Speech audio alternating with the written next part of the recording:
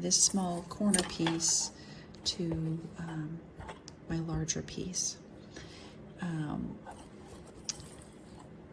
First, what I do is I fold this small piece in half to find the center. I just finger press a crease there in the center. I do the same with my larger piece, fold it in half, find the crease. I line up those two creases and I place a pin there. Because I know I'm going to start stitching on this end, I don't put a pin on that end. But I do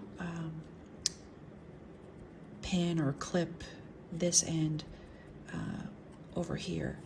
And you'll see I've transferred my registration mark from my template here, and I line up this end to that registration mark, just like that. And then I put my clip there. Now, when I'm sewing this piece, there's a little bit of extra fabric on the end.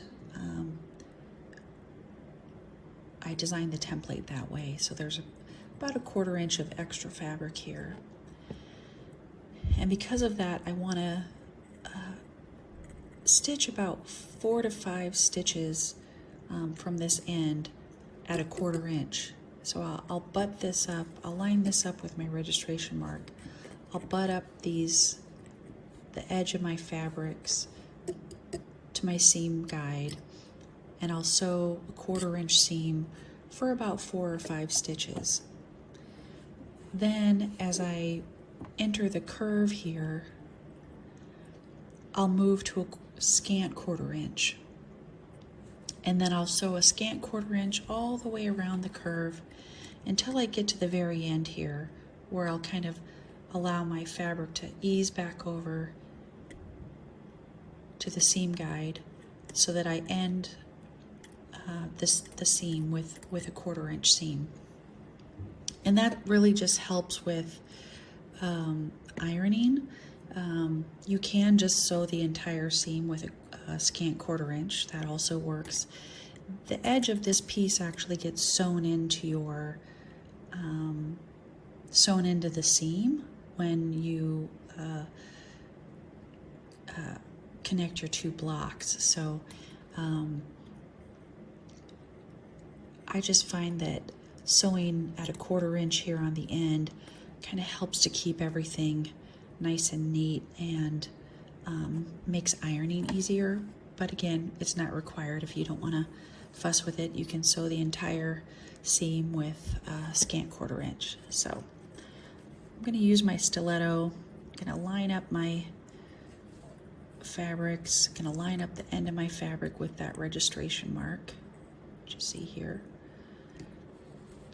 Move it under my presser foot, lower my presser foot, lower my needle, and then I'll just have it butt up against my seam guide here for about 4 or 5 stitches, and then I'll ease into a 1/4 inch seam, or a scant 1/4 inch, all the way around the curve.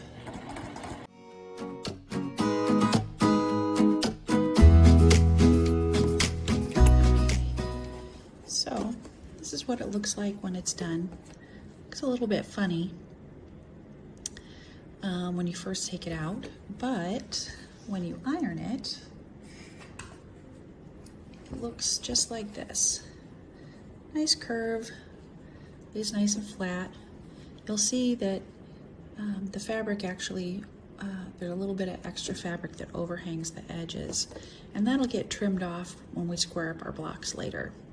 Like I said, the very ends of this piece actually get sewn into the seam when you sew your blocks together, and it creates a nice rounded corner shape when you put your blocks together. But that's essentially how I do it. Of course, just like everything else with sewing, you have to find the technique that works for you, but this is what works for me. Hope that helps.